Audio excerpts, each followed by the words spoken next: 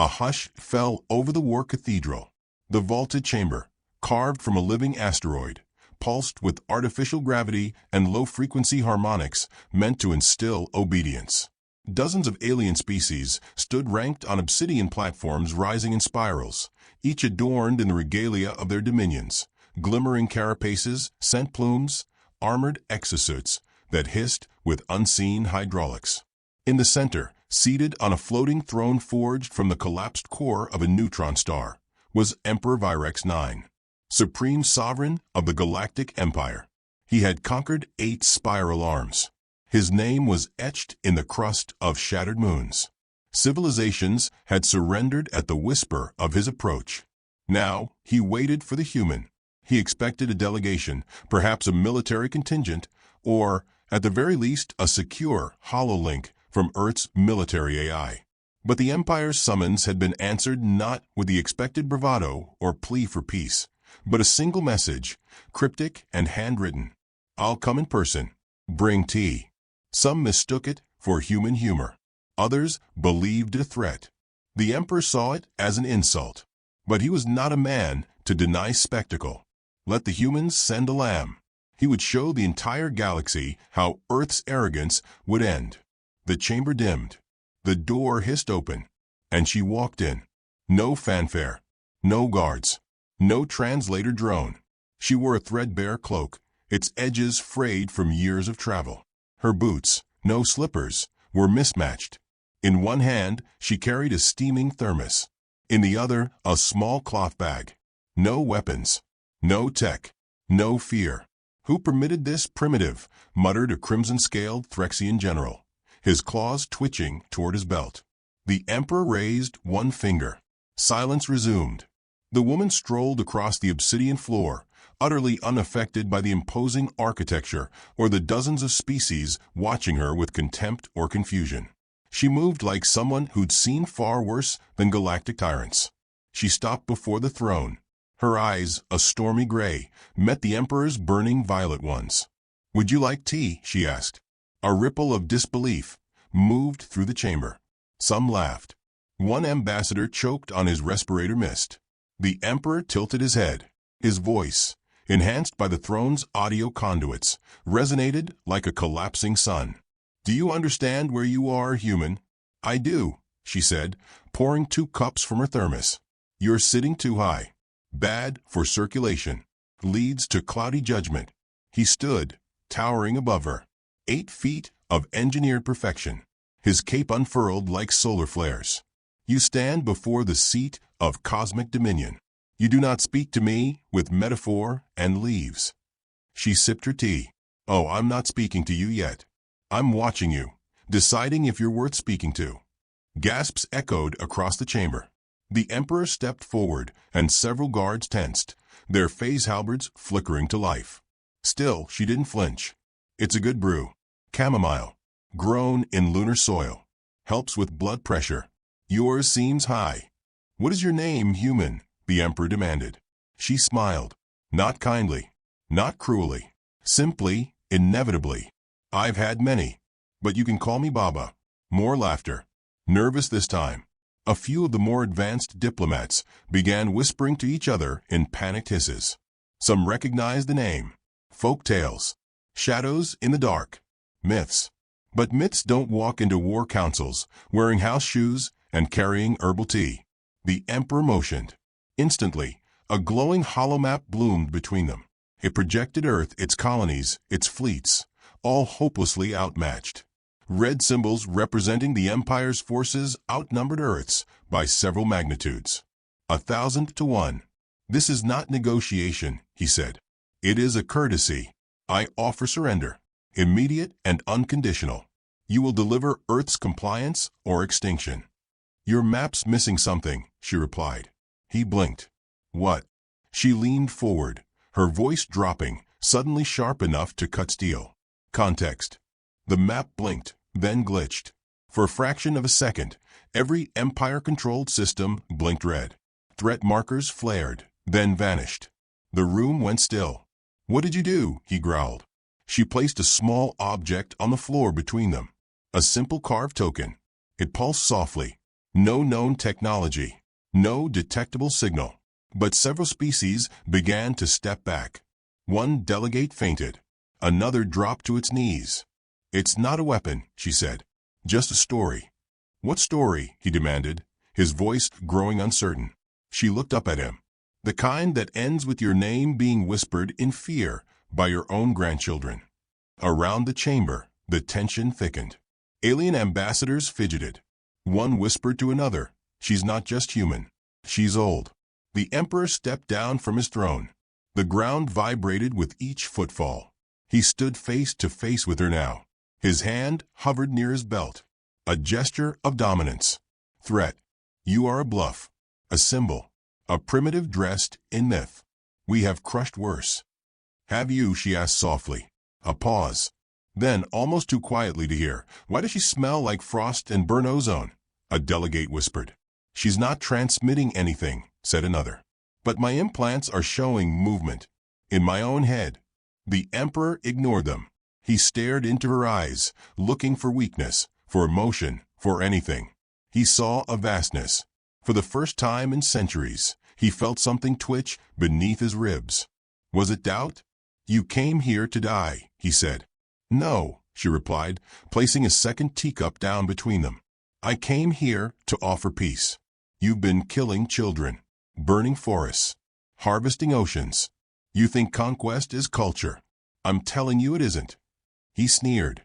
"And if we say no?" She stood, gathered her bag. "Then you break. You don't get to burn our world and walk away. Not anymore. There are lines, Emperor. You cross them."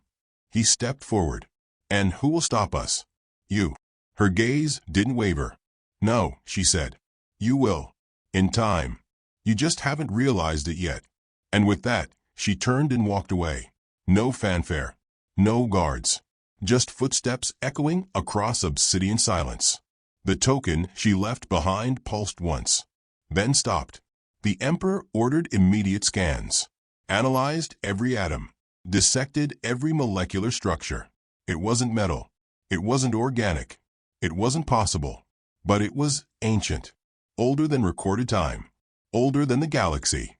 And embedded in its carved surface, beneath alien languages long dead, were 5 English words. "Last chance. Don't test us." He crushed the token with his boot. It didn't resist, just cracked apart, dissolving into a fine gray ash. Then he noticed his hand trembling.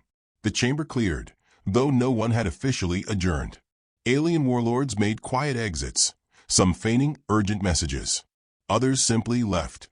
He stood alone before his war map. And for the first time since ascending the throne, he considered what it meant to lose. He stared at the empty doorway where she had vanished. Who walks into an empire and leaves alive? Who offers peace and a threat? Who looks at a galactic superpower and says, "Not enough"? He clenched his fists. The map flared red. One of his commanders stepped forward. "Sire, shall we proceed with the Earth incursion?" His voice was hoarse when he spoke. "No," he said. "Not yet. She's just one woman," the commander said carefully. "Surely we." He turned, his glare silencing the room, then looked back at the map. Not a single red icon moved, as if the empire itself was waiting. "She's not just a woman," the emperor said. And for a brief, flickering moment, the shadows around the map seemed to move. Like something old was listening. Like something patient was waking up. And somewhere, not far from the War Cathedral, in a small ship made of reclaimed junk and bonewood, Baba Yaga poured herself another cup of tea. She sipped, smiled, and waited. The throne room was quiet, but the emperor's fury echoed through every corridor of the imperial core. He sat motionless, save for one finger tapping against the armrest, a slow, methodical rhythm that rippled across the atmosphere like a countdown. The advisors dared not speak. Even the emperor's sentient crown, which usually whispered military probabilities directly into his cortical feed, had gone quiet. He replayed the encounter in his mind, frame by frame. The woman's face, the carved token, the audacity in her tone, that look in her eyes. She had spoken to him like he was already history. It wasn't just her defiance that disturbed him. It was the quiet, the absence of fear, the sense that she knew something he didn't. He despised that.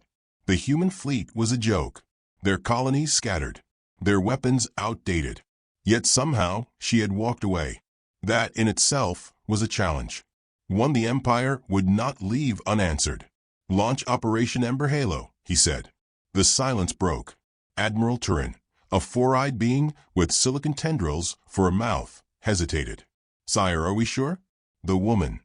"I gave no room for doubt," the Emperor snapped. "We will make her an example. I want Earth orbit stripped clean.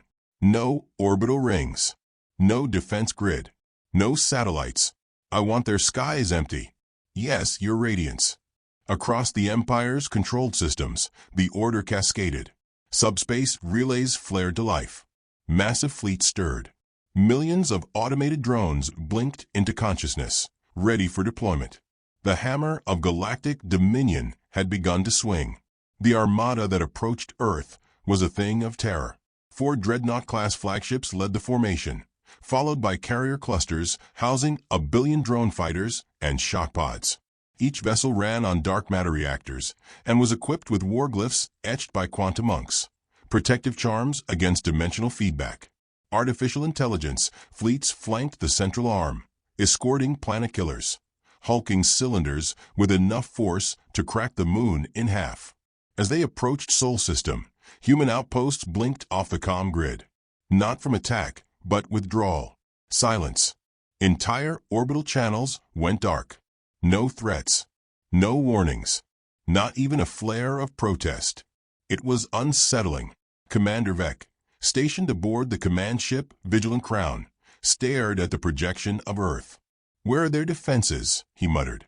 "Scans show complete evacuation of orbital platforms," said his science officer, voice static through thick vocal synth. "No interceptors. No EM signatures. They've gone dark, sir." "Fear," Vec grunted. "Typical human cowardice." He issued the next command. "Deploy probes, launch a high-atmosphere sweep, send ground-penetrating scans to detect hidden military structures." Within minutes, probe clusters broke formation and descended through the upper atmosphere, slicing through the mesosphere in neat, symmetrical streaks.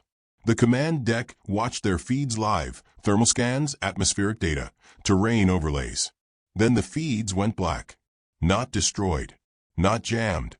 Simply disconnected. The signal cut precisely as the drones crossed into the stratosphere. No explosions. No error logs. Just a flat line. One technician murmured, "That's not possible." Commander Vec stood sharply. "Send secondary drones." And switched to optical relay. Cut the digital feedback loop. The second wave deployed. They fell like beads of light, beautiful and mathematical in their precision. This time, visual data streamed for a moment longer. The deck went still. The drones were transmitting shadows. Not structures. Not cities. Not weapons. Shadows. Vast, coiling shapes moving just beneath the clouds. Impossibly large, their silhouettes distorting perspective. The outlines seemed wrong, curved where they should be straight, existing at multiple angles. The longer you looked, the less you understood what you were seeing. A whispered gasp came from the comms officer. They aren't responding to inputs. It's like they're observing us." The Emperor, watching from his throne via secure uplink, leaned forward. "Are you saying Earth's atmosphere is inhabited?" "No known life forms match these signatures," came the shaken reply. "And it's not just physical. Some of the feed is bleeding into the command AI. It's generating recursive logic loops, like the images are infecting the system." A silence followed. Then, the drone feeds cut again. Hard. Abrupt. The AI core aboard the Vigilant Crown triggered a reboot. An unprecedented failsafe. The Emperor's voice filled the deck, calm and cold.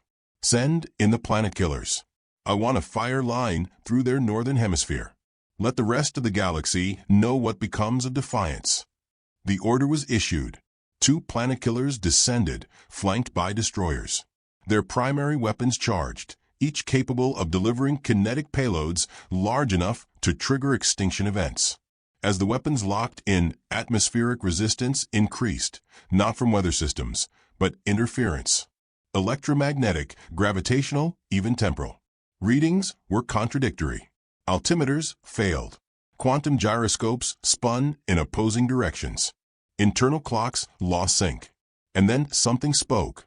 Not aloud, not through comms, but into the minds of the fleet. A thought echoing through skulls and circuit boards alike. You were warned. One of the destroyers erupted without warning, imploding into a singularity 1 inch wide. Screams echoed from the other ships as hulls groaned, metal warped, and decks buckled. Crew members clutched their heads. Some screamed. Others laughed. The Vigilant Crown held orbit, but just barely. Across its command interface, code rewrote itself. Emergency retreat protocol, Vec ordered, clutching his chest. We can't, said the AI interface. Navigation's blind. Weapons offline. Something's rewriting the gravitational constant within our field. The Emperor's voice broke through. Hold position. I want visuals. I want confirmation of destruction. And then, on every screen, a new image appeared. The Planet Killers, massive, terrifying vessels, were floating upside down. Not falling, not flying, just suspended. Above them stood a single figure, impossible in scale. A woman's silhouette outlined in red. Her cloak billowed in solar winds that did not exist. Her hands crackled with energy drawn from nowhere. She smiled. Then the Planet Killers folded inward. Quietly. No explosion. Just gone. Deleted. Back on the Emperor's ship, alarms shrieked. Crew members vomited. One lieutenant tried to rip out his implants. And the Emperor. He felt something unfamiliar stir. Fear.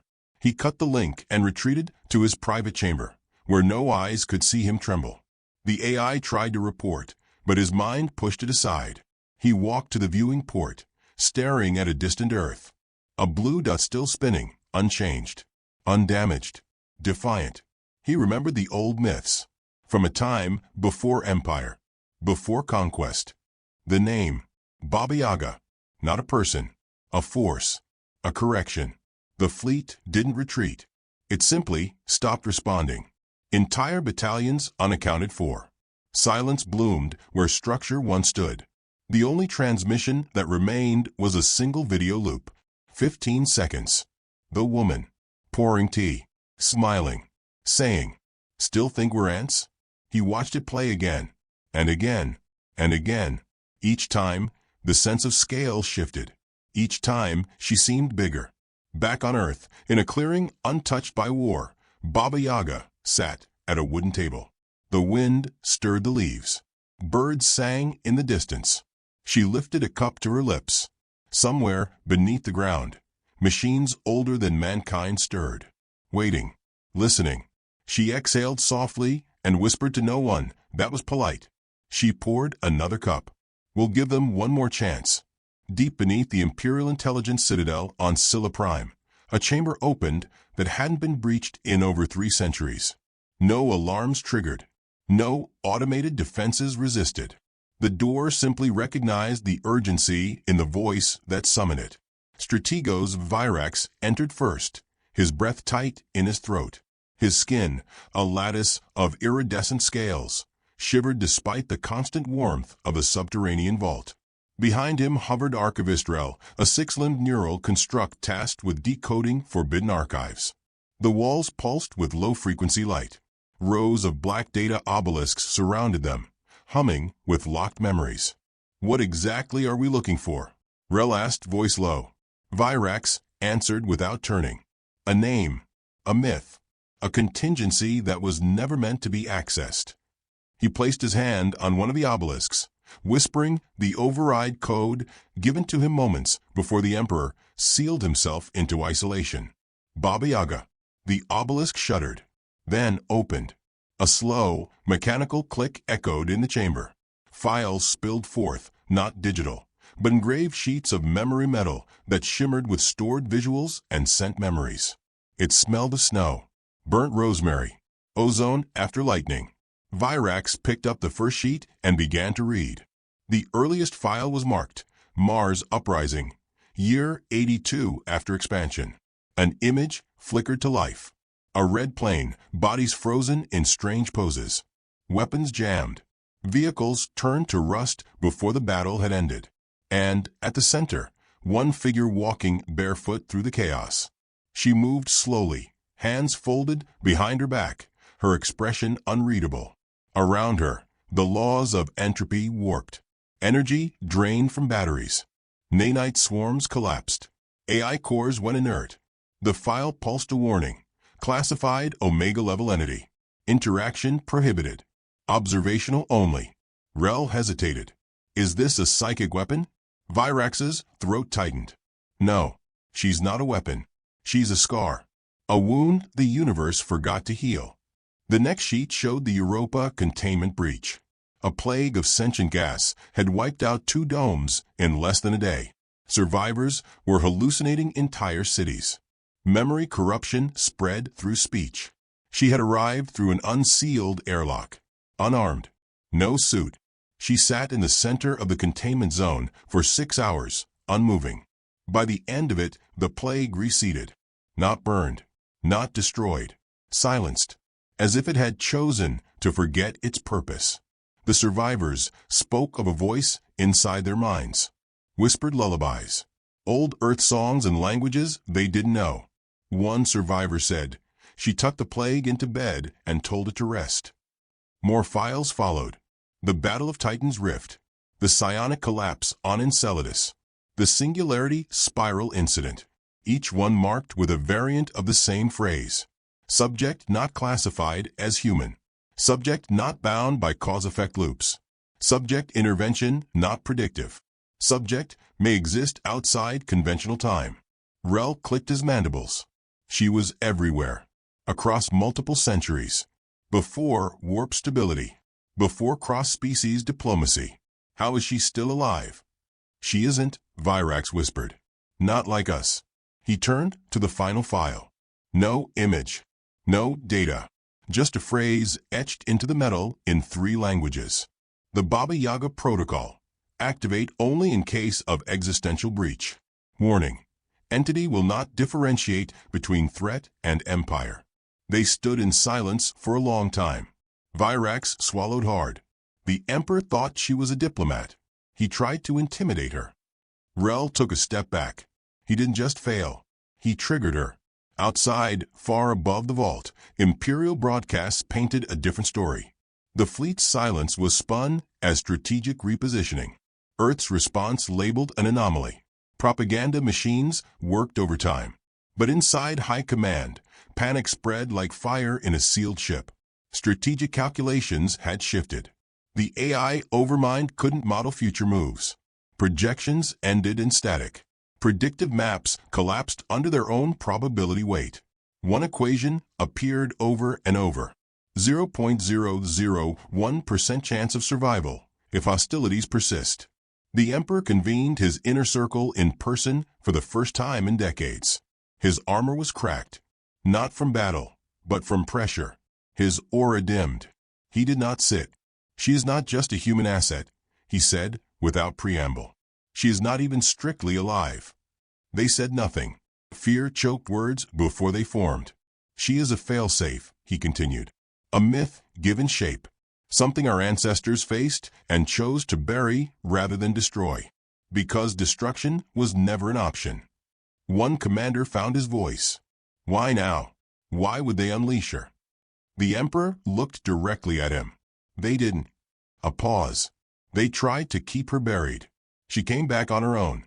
Virax stepped forward from the shadows. Sire, we believe she was activated in response to the Empire's continued violations. Mass civilian executions, planetary sterilizations. Some within the human leadership may not even know what she is. The Emperor's fists clenched. We were winning. We were the inevitable. She doesn't care who wins, Virax replied. She corrects imbalance. She exists to end those who tip the scale too far. Another general scoffed. So we bow to a ghost? What are we, children frightened of bedtime stories? The lights flickered. Just for a second. Everyone froze. Then came a new voice. Not through the speakers. In their minds. Each voice heard it differently. Mother, sister, stranger, but all carried the same message. You were warned. You still have time. Choose peace. The chamber erupted in chaos. Some collapsed. One screamed. Another wept. The emperor stared ahead, unmoved, but inside his chest, something fractured. Not pride. Hope. He dismissed the room. Alone, he walked to the viewing bay. The stars beyond were constant, unblinking. The great void of conquest. He had stared at them his entire life, believing himself their master. Now he wondered what stared back. Back on Earth, in a garden grown where a city once stood, Baba Yaga walked among wildflowers. Bees buzzed lazily. Birds sang songs uncorrupted by war. She touched a leaf and whispered to it. Behind her, a man approached. Not military, not official, just a farmer, sent by the unified human council. They want to know if you'll stand down, he said, hesitant. I already did, she replied. They're the ones swinging. He swallowed. They want peace. Good, she said. Then she turned to him. Her eyes were old, not tired, not cruel, just old. Tell them to stop pretending monsters only come from the stars. The farmer nodded and left, shoes crunching on gravel. She sat again at her table. Steam curled from her cup. Somewhere deep in the galaxy, a fleet turned around without orders. Drones deactivated mid-flight. War hymns cut to silence. Planets exhaled. And in the Imperial core, the Emperor finally understood. You can conquer a galaxy, but you can't threaten the thing that watches you do it. You can burn worlds, but eventually one of them burns back. The Emperor arrived alone. No guards, no ships trailing behind, no entourage of diplomats or translators to buffer his presence. Just him. No armor, no crown. The man beneath the titles. He stood at the edge of a glade, boots sinking slightly into damp earth. The place felt untouched, ancient in a way the Empire could never build or replicate. Trees arched like cathedral vaults above the clearing, their leaves whispering secrets to one another. A breeze carried the smell of moss and wildflowers, unfamiliar to him, yet strangely comforting. She was already there, sitting at a small wooden table, steam curling from two mismatched cups. The same cloak, the same calm. Her back was straight, her hands resting in her lap, and her expression unreadable. It wasn't disdain or welcome. It was patience. Deep, ancient patience. The kind that didn't come from age, but from watching history recycle itself enough times to know when to sit and when to act. He stepped into the clearing, half expecting a trap, half hoping for one. Anything would be easier than what waited in her gaze. I didn't expect you'd come, she said. I didn't either, he replied. She gestured to the empty seat. No sense standing on the edge of the world. He hesitated, then sat. The wood creaked beneath his weight. Steam drifted between them, curling like lazy ghosts. Silence stretched. Then gently she asked, cream or sugar? He blinked. The question caught him off guard more than any weapon ever had. Neither. She poured. The liquid was dark and fragrant, the scent of roots and herbs older than any human archive. He stared into the cup. This is not how I imagine the end, he said finally. It isn't the end, she replied. Not if you make it something else. He laughed. Dry. Bitter. You've reduced my empire to static and myth. You erased fleets with a thought. My generals dream of your face and wake screaming. If this isn't the end, what is it? She took a sip. An opportunity. His jaw tightened. You think I deserve mercy? I think you're asking the wrong question. Which is, whether mercy is yours to deserve, she said. Empires are built on the illusion that history is written by the victors. But you've seen the truth now. There's always something older, something watching. He set the cup down, untouched. I was raised to believe in conquest. That dominance was evolution. That peace was stagnation. Conquest is a story tyrants tell their children so they sleep at night, she said. But the stars don't care who rules them. They burn for themselves. He looked away, into the trees. I feel hollow. You should, she said simply. Something inside you died. Let it stay dead. He turned back to her. What are you? Once. She shrugged. A child. A scientist. A soldier. A survivor. And now, I'm the memory of everything people try to forget. She stirred her tea with a twig. I don't belong to a nation or species. I'm the gravity that brings the scales back into balance when the weights tip too far. You're not human anymore, he said. I am, she said, without hesitation. Just not only. The breeze picked up. The trees shivered. Birds paused in song. He felt small. Not as a man. As a thing that had clung too long to an outdated script. I didn't come here to beg, he said. I know. I came to understand. She nodded. Then drink. He stared at the cup again. His reflection shimmered in the surface. He looked tired. Not from battle. From belief. He lifted the cup. Sipped. It was warm. Earthy.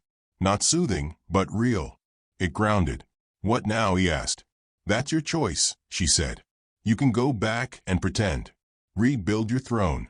Inspire fear until the next storm comes. Or you can be something new.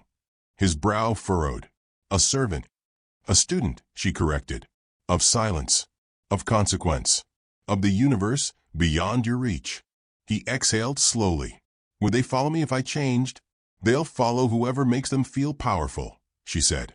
Make them feel wise instead. A pause. Then she leaned forward, voice lower. There's something coming. Not a fleet. Not a weapon. A hunger. From beyond this galaxy. Something old enough to forget kindness. Something even I can't face alone. He froze. You're warning me? I'm inviting you. His hand clenched around the teacup. After all I've done, why give me that? Because you came alone, she said. And you sat down. He looked at her. Really looked. The lines around her eyes were not of age, but of memory. Of lifetimes shouldered without complaint. She wasn't a destroyer. She was a mirror. He set the cup down with care. If I say yes, what happens to the empire? She smiled faintly. It evolves. Or it ends. He nodded. That was fair. He stood. The weight he'd carried for years didn't vanish, but it shifted. Became something he could lift without breaking. Will I see you again? He asked. Not if you're lucky, she said. But I'll be watching. He turned, then paused. Baba Yaga, he said. It means fear where I'm from. She tilted her head. It means warning, too. And sometimes, if you listen, it means hope. He left the clearing. Didn't look back. She watched him vanish into the trees. Then she finished her tea. The wind changed. A shadow passed overhead, silent and vast. Her eyes lifted toward the sky, where a single star flickered oddly. Not a star. A signal. Far away, in the dark between galaxies, something had noticed the Empire stumble. Something that fed on imbalance. On unchecked ambition. She closed her eyes. It was time. She gathered her bag, brushed crumbs from her lap, and walked toward the place where Earth met the edge of the veil. She would need more tea.